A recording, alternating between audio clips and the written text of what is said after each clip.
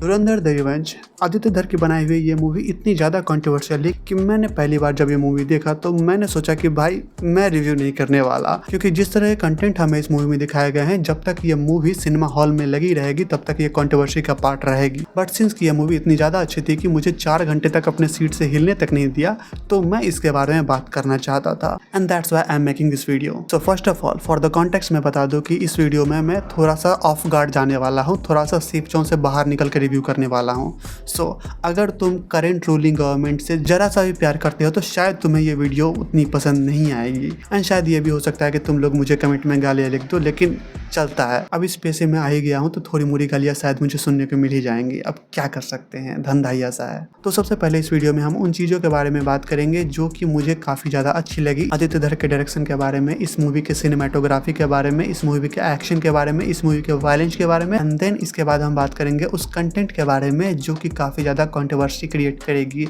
In future times. इसी के साथ ही साथ वो कंटेंट जो कि इस मूवी में दिखाए गए हैं जो कि कंट्रोवर्सी का पार्ट भी होंगे, वो किस तरह से आदित्य धर के करियर पे अफेक्ट करेंगे और ये मूवी आदित्य धर की आने वाली फ्यूचर प्रोजेक्ट पर किस तरह से अफेक्ट करने वाली है, इन सभी के बारे में बात करेंगे। लेकिन उससे पहले हेलो दोस्तों, let me introduce myself. I am Neel Sharma, I am an part time movie critic and also an full time student and आज हम धुरंधर पार्ट 2 यानी धुरंधर द रिवेंज के बारे में बात करने वाले हैं। तो चलिए शुरू करते हैं। तो सबसे पहले मैं बात करना चाहूँगा इस मूवी की स्टोरी के बारे में, जो कि वहीं से शुरू होती है जहाँ से हमें पार्ट 1 की एंडिंग दिखाई गई थी, जिसमें हमें शुरुआती में ही हमजा की बैक स्टोरी दिखा दी जाती है एंड उस बैक स्टोरी में इतने ज़्यादा इमोशनल स्पेक्ट्रम थे कि तुम वहाँ पर रुक के देखते हो कि एक्चुअल में चल क्या रहा है। इवन कुछ समय के लिए, शुरुआती के कुछ समय के लिए, आधे घंटे के लिए तुम्हें ऐसा फील होता है कि मूवी 4 घंटे की है फिर भी बहुत ज़्यादा पेस में जा रही है एंड आई नो कि तुम बिलीव नहीं करोगे, लेकिन शुरुआती के आधे घंटे इस मूवी की इतनी तेजी में गुजरते हैं कि तुम बस देख रहे हो कि मूवी चल रही है एंड मूवी मेकर्स इस बात को बिल्कुल भी एक्सप्लेन करना जरूरी नहीं समझते कि क्या चल रहा है, कैसे चल रहा है। नहीं, कोई बैकग्राउंड वॉइस नहीं, कोई एक्सप्लेनेशन नहीं, वो बस चला रहे हैं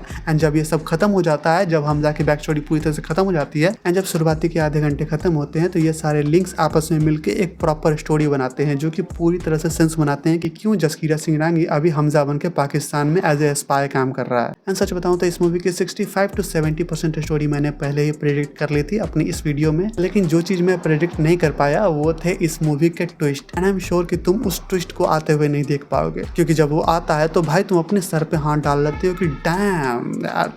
नहीं मैंने ये बिल्कुल भी नहीं सोचा था एंड मैं क्या कोई भी नहीं सोच पाएगा कि ये कुछ ऐसा कर सकते हैं। बाकी इन्होंने एक्चुअल में वैसा कर दिया है एंड स्पॉइलर के नाम पे मैं तुम्हें बस अपनी वीडियो रिकमेंड कर सकता हूँ, इससे ज़्यादा कुछ नहीं कर सकता मैं। और यहाँ पर इस स्टोरी की बात चली रही है तो मैं इस बात को ही मेंशन करना चाहूँगा कि जिस तरह से आदित्य धर ने रियल लाइफ इंसिडेंट को अपनी स्टोरी से ब्लेंड करके दिखाया था, जिसके कारण पब्लिक इससे रिलेट कर पाए और मूवी काफ़ी अच्छा काम कर गई बॉक्स ऑफिस पे, तो ठीक वैसा ही हमें पार्ट 2 में भी देखने को मिलेगा। पार्ट 2 की पूरी स्टोरी में तुम्हें रियल लाइफ इंसिडेंट को ब्लेंड करके दिखाया जाएगा, जो कि कहीं ना कहीं तुम्हें अच्छा लगेगा, क्योंकि ये रिसेंट की ही घटनाएं थी जिसको इन्होंने अपनी स्टोरी में ब्लेंड किया है। और इन सब के बाद एक और चीज है जिसके लिए मैं आदित्य धर को एडमायर करना चाहूंगा, और वो ये है कि पार्ट 1 में जिन एलिमेंट्स ने काम किया था उन्होंने उस चीज को रिक्रिएट करने की कोशिश नहीं की है। लाइक पार्ट 1 का रहमान डकैत का वह बलूचों के बीच जो एंट्री हुई थी, वो आइकॉनिक सीन उन्होंने फिर से रिक्रिएट करने की कोशिश बिल्कुल भी नहीं की है, और ना ही रणवीर सिंह ने रहमान डकैत को कॉपी करने की कोशिश की है। वो बंदा अपनी पर्सनैलिटी में था जैसा कि वो पूरी मूवी में रहता है। तो यहाँ पर ये डिटेलिंग मुझे काफी ज्यादा पसंद आई कि अनलाइक अदर डायरेक्टर्स जो कि अपने उस बेहतर काम को तब तक कॉपी करते हैं जब तक कि जनता उन्हें गालियां देने ना लग जाए,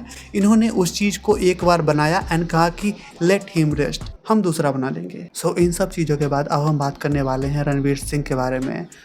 मैं कहना चाहता हूं कि अगर इस साल ये बंदा best actor of the year का अवार्ड नहीं जीतता सो तुम मान लो कि वो अवार्ड सो ही फ्रॉड है, क्योंकि जब तुम हॉल से इस बंदे की एक्टिंग देखकर निकलोगे तुम इस बंदे को सल्यूट कर दोगे कि क्या एक्टिंग करता है भाई। He is the main character in this movie and इस मूवी की एक्टिंग देखने के बाद तुम ऐसा कह सकते हो कि he is going to be a legend of Indian cinema, क्योंकि जिस तरह के वर्सेटाइल एक्सप्रेशन एंड एक्टिंग इस बंदे ने अपनी इस मूवी में दिखाई है, मैं इस बंदे के बारे में भाई अब कुछ गलत बोल नहीं सकता। एंड भाई मैं कान मान छूता हूँ कि मैंने अपनी प्रीवियस वीडियो में इस बंदे के बारे में कुछ भी गलत बोला हो, तो इस पर मैं एक चीज़ को स्पेशली मेंशन करना चाहूँगा। वो था जब हमजा का बैक स्टोरी हमें दिखाया जा रहा था, तो वहाँ पर हमें जिस तरह से वो एम्बुश करता है उस घर में एंड जिस तरह से वो स्टांस लेता है, क्रॉल करता है एंड जिस तरह से वो स्नीक भी करता है, इनसाइड करता है, एम्बुश करता है, भाई सल्यूट। बंदे ने इंडियन आर्मी के इन्फेंट्री सोल्जर्स को काफ़ी डीपली ऑब्जर्व करके उस एक्ट को काफ़ी ब्रिलियंटली परफॉर्म किया है। तो भाई मैं इस बंदे के बारे में अगर कुछ बोलता हूँ तो भाई मुझे कमेंट में गालियाँ लिख देना। बाकी एक सरप्राइज एलिमेंट भी था जो कि मैंने बिल्कुल भी एक्सपेक्ट नहीं किया था, वो था बॉनी एम का रेस्पेक्टिन गाना। मैंने अपना फोन निकाल के एक बार चेक किया कि शायद ये ऑफ साइलेंट हो गया हो, लेकिन नहीं, वो इस मूवी का ही पार्ट था, जिस चीज को मैं बिल्कुल भी एक्सपेक्ट नहीं कर रहा था। बाकी अब यहाँ पर गानों की बात चल रही है तो मैं बता दूं कि इस मूवी में जितनी खूबसूरती से गानों को यूज किया गया है एंड जिन सेगमेंट पर यूज किया गया है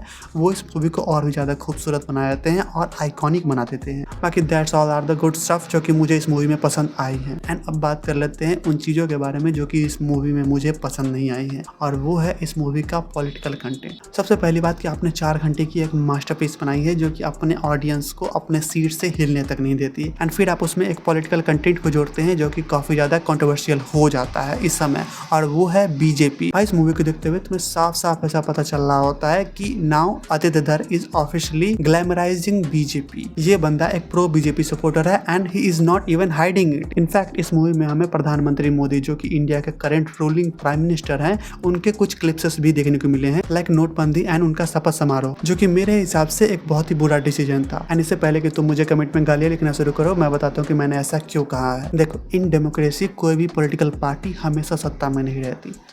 इस बात को तुम मानते हो। एंड मान लो कि ये मूवी अभी बीजेपी के सपोर्ट में काम कर गई एंड अच्छे खासे ऑडियंस को इन्होंने अपनी तरफ अट्रैक्ट कर लिया बीजेपी के नाम पे, ठीक है। लेकिन फ्यूचर में अगर सरकार बदलती है, दूसरी पॉलिटिकल पार्टी सत्ता में आती है, एंड अगर फ्यूचर में बीजेपी के किसी भी ऐसे मेंबर जो कि बीजेपी का कभी फेस रहा हो, तो अगर उस पर किसी तरह के गलत एलिगेशन लगते हैं एंड अगर वो सच हो जाते हैं, तो कहीं ना कहीं वो एलिगेशन के चीटे आदित्य धर और इस धुरंधर मूवी पर भी लगेंगे। एंड एट दिस पॉइंट ये मूवी एक जनरेशनल मूवी होने की जगह एक प्रोपेगेंडा मूवी बन के रह जाएगी, जो कि मैं बिल्कुल भी नहीं चाहता, क्योंकि ये एक कंप्लीट मास्टरपीस है एंड सिर्फ कुछ कंटेंट को देखते हुए इस पूरी मूवी को बर्बाद कर देना बिल्कुल भी सही नहीं होगा। अगर फ्यूचर में कुछ ऐसा होता है तो आदित्य धर का नाम कहीं ना कहीं पूरी तरह से पॉलिटिकली डिस्ट्रॉय हो जाएगा। वो जब भी कोई नया प्रोजेक्ट लेकर आएंगे तो लोग उन्हें कहेंगे कि फिर से एक नया प्रोपेगेंडा मूवी लेकर आ गया, फिर चाहे वो कितना ही सेकुलर और न्यूट्रल होकर मूवी बनाए, लोग उसमें प्रोपेगेंडा ढूंढ ही लेंगे, क्योंकि भाई हेटर्स का तुम कुछ नहीं कर सकते, वो अपना कंटेंट खुद ढूंढ लेंगे कि उन्हें किस तरह से तुम्हें हेट करना है। बाकी इन सब के बाद मैं तुम पर कोई अपना पर्सनल नैरेटिव थोप नहीं रहा हूँ, मैं तुम्हें एक कंप्लीटली फ्रीडम दे रहा हूँ, एक स्पेस दे रहा हूँ जिसमें तुम सोचो, जज करो कि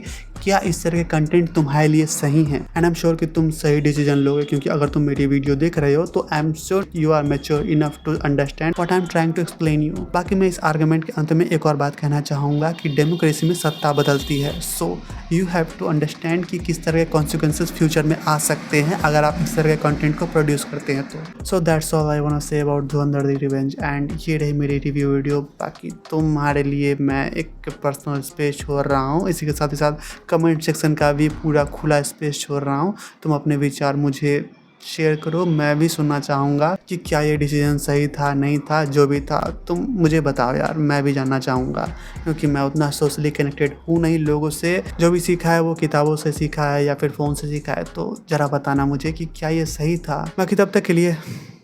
एक्सप्लेन।